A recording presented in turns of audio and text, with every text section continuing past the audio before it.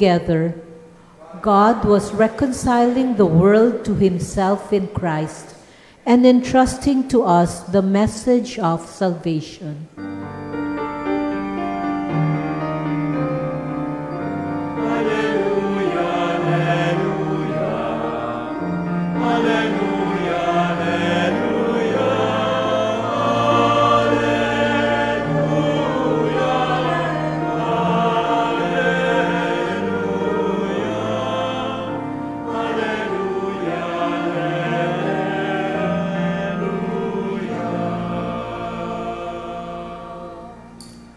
The Lord be with you. And with your spirit. A reading from the Holy Gospel according to Luke. Glory to you, O Lord.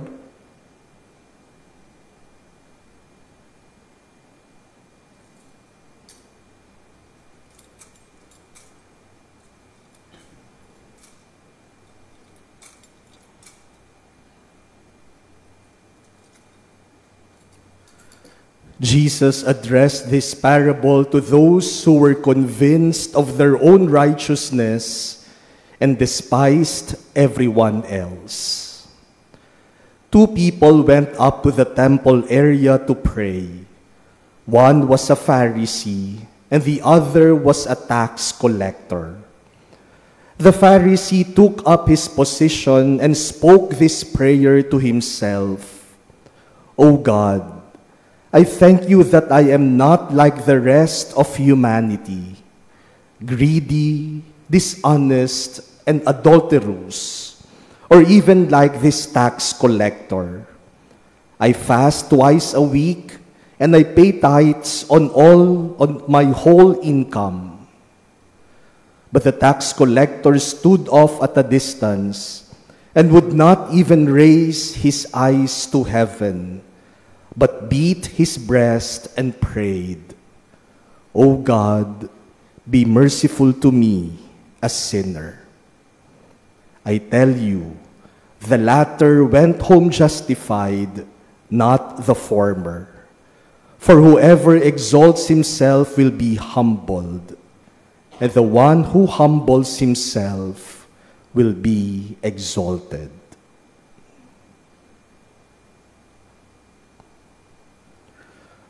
The Gospel of the Lord. Praise to you, Lord Jesus Christ.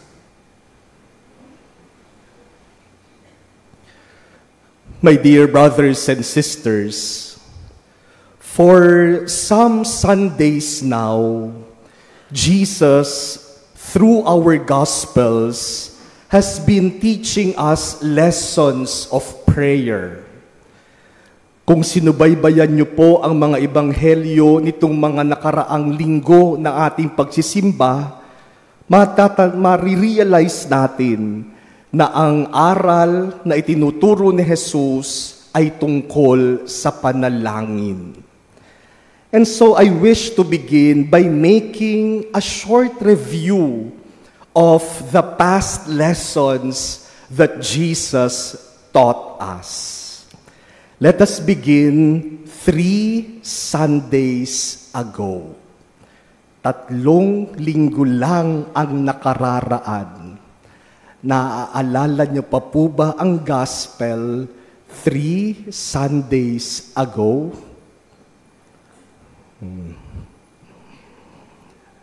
Parang mga estudyante sa klase, pag tinanong at hindi alam ang sagot, yumuyuko. O kaya kung saan-saan tumitingin. Siguro po kung chismis ang tatanungin ko, baka matandaan natin. Gospel 3 Sundays, October na yan. If you remember our Gospel 3 Sundays ago, the apostles of Jesus made a request. Lord, increase our faith. And Jesus said, if you only have a faith as small as a mustard seed, and you say to this mountain, be lifted up and be thrown into the sea, it will obey you. Jesus was teaching us the importance of faith in our prayer. Kapag tayo'y nananalangin, dapat meron tayong pananampalataya. Now, 2 Sundays ago, siguro naman naaalala nyo na, 2 linggo lang ang nakakaraan. What was our gospel 2 Sundays ago? Wala pa din. You remember the story of the 10 lepers who came to Jesus to ask for healing. And Jesus healed them all. But only one returned to give thanks, to glorify God. What was the lesson about prayer? That prayer is not just about asking. That prayer should also be about thanksgiving. Kapag nagdarasal tayo, wag lang namang hingi ng hingi. Kapag nagdarasal tayo, magpasalamat din tayo sa mga tinanggap nating biyaya mula sa Diyos. Last Sunday, sigurado ko natatandaan nyo na, what was our gospel last Sunday? Clue, parable din siya. Wala pa din. The parable of the persistent widow and the unjust judge. And what was the lesson about prayer? That we should be persevering in our prayer. Dapat hindi sumusuko, hindi pinanghihinaan ng loob sa ating pananalangin. And this Sunday, Jesus concludes His lessons on prayer by teaching us the secret to a powerful prayer. Jesus is telling us, you want your prayer to be heard by God? Then this is the secret.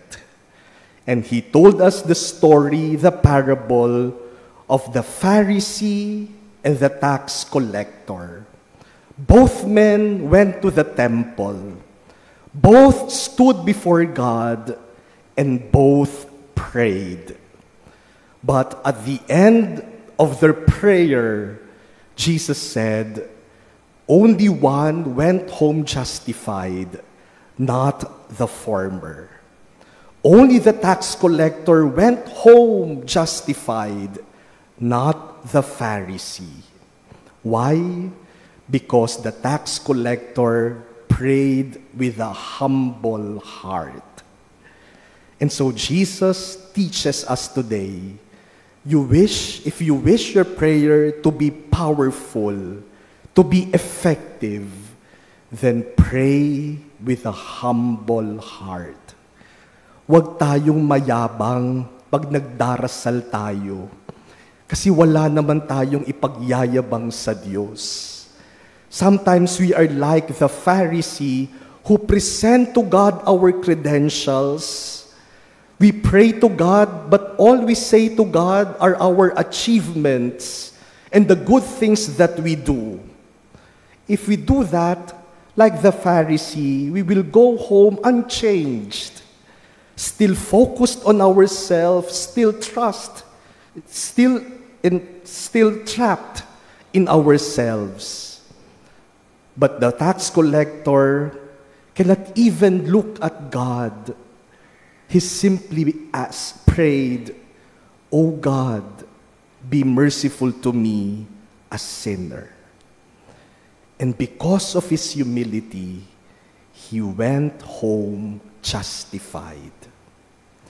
Our first reading today from the book of Sirach tells us, the prayer of the lowly pierces the clouds. It does not rest till it reaches its goal, nor will it withdraw till the Most High responds, and the Lord will not delay. Ang panalangin ng mapagpakumbaba ay lumalampas sa mga ulap at hindi daw titigil hanggat hindi nakararating sa Diyos At ang Diyos hindi magtatagal sa pagtugon sa panalangin ng mapagpakumbaba. If you want your prayer to be powerful, if you want God to respond to your prayer, be humble. Pray with a humble heart. But Jesus does not only tell us about how our prayers could be powerful and effective, Jesus also reminds us that our prayers should have an effect. Hindi dahil natapos na yung panalangin, tapos na. Pagkatapos ng panalangin, may dinadala tayo. We go home like the tax collector. We should go home justified. What does that mean? What does justification mean? Now, justification means being made right with God. Justification means being set right with God. Justification is being made whole, being healed, being renewed by God. And so to be justified is to encounter God and to receive God's salvific blessing to us. Yan yung justification, yung kalugdan tayo ng Diyos. The tax collector went home justified. Ibig sabihin, umuwi siya pagkatapos niyang manalangin na kinalulugdan siya ng Diyos. Hindi lang natapos yung panalangin, tapos na, wala na. Pagkatapos ng panalangin, umalis siya sa templo. Natapos ang kanyang panalangin, pero umuwi siyang kalugod-lugod sa mata ng Diyos. All because that was what he asked from God. He asked God to be merciful to him. And so he received what he asked for. He went home justified, forgiven, healed, renewed, and strengthened by God. Yun ang kanyang hiningi, yun ang pinagkaloob sa kanya ng Diyos. My dear brothers and sisters, St. Paul in our second reading today is an example given to us of humility and being justified. St. Paul was at the end of his life, and he looked back at his life, and he declared, I have competed well, I have finished the race, I have kept the faith. But St. Paul did not take credit of his accomplishments. St. Paul was quick to say, it was the Lord who stood by me. It was the Lord who gave me strength. It was the Lord who rescued me. That is why I was able to do all these things. Humility. Tinatanggap niya na yung lahat ng kanyang nagawa, hindi dahil malakas at magaling siya, kundi dahil sa tulong ng Diyos. And because of this, St. Paul said, the Lord will bring me safe to His heavenly kingdom. Like the tax collector, St. Paul believes that he will go home justified.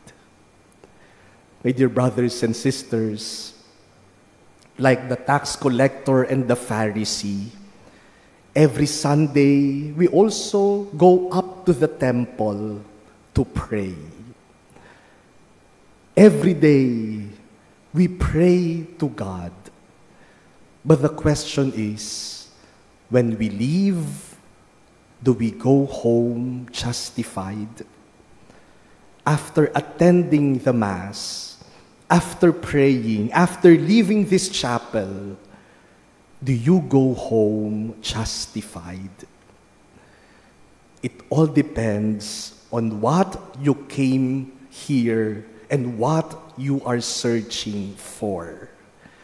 Ano ba yung hinahanap natin? At kung ano yung hinahanap natin, yun din ang bibit-bitin natin pauwi. If you just came to fulfill your Sunday obligation, kailangan kasing magsimba, kasi obligasyon natin, then you will go home with just that, an obligation fulfilled. If you came simply because you want God to answer your prayers, and if God does answer your prayer, then you live with simply just that, an answered prayer. Or, if God does not answer your prayer, you might go home disappointed, frustrated, and hopeless, or even angry with God. May iba po na pumupunta dito sa chapel, lalong-lalo na sa pag-itan ng mga misa, para magpahinga, para matulog. Habang nagsha-shopping sa baba, sasabihin, pagod ako. Akyat muna ako sa chapel, magpapahinga ako doon, tahimik doon. O kaya yung iba sa inyo, siguro pagod nang mag-shopping, pagod nang maglakad, sige, akyat muna tayo, makapagsimba na. If that is what you came here for, then you will go home with simply that, with relaxation, with comfort. May mga nagsisimba para lang makasilay sa kanilang crush. Alam ko kasi magsisimba siya ng ganitong oras, kaya magsisimba din ako para makita ko siya. If that is the reason why you came here, then you will go home with simply that, nakasilay at kinikilig. If you came simply to experience a good celebration of the Mass, a good and orderly liturgy, then you might go home with simply that, an experience of a good and orderly celebration of the liturgy. If you came simply because you want to listen to your favorite priest, naku, may mga nagsisimba po na ganyan, namimili ng pari, at kapag hindi yung pari na gusto nila ang magmimisa, hindi na magsisimba. Nagsabi ho sa akin yung mga staff, kapag wala daw ako ng 4 p.m. ng linggo, may mga umaalis. O kung yun ang dahilan para kayo magsimba dahil sa pari, then you will go home with simply that. You have listened to your favorite priest. But if you came with a desire, like the tax collector, to encounter God, to experience His mercy, to deepen your relationship with God, then like the tax collector, you will also go home justified. Kaya maganda pong sa simula pa lamang ng pagsisimba, pagsisimula pa lamang ng pananalangin, malinaw na sa atin, ano ba ang gusto ko? Bakit ba ako narito? Bakit ba ako magsisimba? Bakit ba ako magdadasal? Kasi kung ano yung hinahangad natin, kung ano yung hinahanap natin, yan din naman ang iuuwi natin. Sinasabi po natin na ang misa ay isang hapag, isang salo-salo. Kapag salo-salo, tayong mga Pilipino, sanay na may take home, nagbabalot. Nung pong ako'y nasa ibang mga parokya, pagkatapos ng handaan, talagang may mga daladalang plastic. Nung nalipat ako dito sa Makati, sabi ko, ang mga tao dito siguro sosyal. Siguro hindi nagbabalot. Minsan po pagkatapos ng isang party, nakita ko yung mga servants natin, nagbabalot din. Gusto natin may inuuwi. Sana kapag tayo'y umuwi pagkatapos magdasal, umuuwi tayong kinalulugdan ng Diyos. Let us be clear of what we are searching for, because that is also what we will bring home with us. I remember the simple story of a boy about 7 years old who rode the plane with his mother. Sumakay sa eroplano. At nung pagpasok nila sa eroplano, usually, nandun yung mga flight attendants para salubungin yung mga passengers. Sabi agad nung bata dun sa flight attendant, "Please tell the pilot, I want to meet him." And the flight attendant said, "Okay, I will tell the pilot about your request, but please first take your seat." And so they were led to their seats. At tuwing may dadaan na flight attendant doon sa aisle, sasabihin ng bata, "Please tell the pilot I want to meet him." And so just before the flight, one flight attendant approached the boy and said, "You know, the pilot said, you can meet him." And so the boy looked at his mother, and the mother nodded, and the boy, accompanied by the flight attendant, went into the cockpit where he met the pilot. After a few minutes, the door of the cockpit opened, and the boy, with big eyes and big smile on his face, was so happy, telling everyone as he walked down the aisle, "I met the pilot. I met the man up front. Nakita ko yung piloto ng eroplanong ito." And you know, for the whole flight, that little boy was so happy because it was not just an ordinary flight for him. For the other passengers, all they wanted was to reach their destination. And that was what they got. Di ba, pag sumakay naman tayo sa eroplano, gusto natin makarating dun sa pupuntahan natin. But this boy asked for something more. And so it was not just an ordinary flight. It was a memorable experience, all because he met the pilot. All because he met the man up front. My dear brothers and sisters, when you came here before the Mass, was that your desire? To meet God, to experience God? If that was what you asked for, then you will go home justified. At the end of every Mass, the priest dismisses you by saying, "Go in peace. The Mass is ended."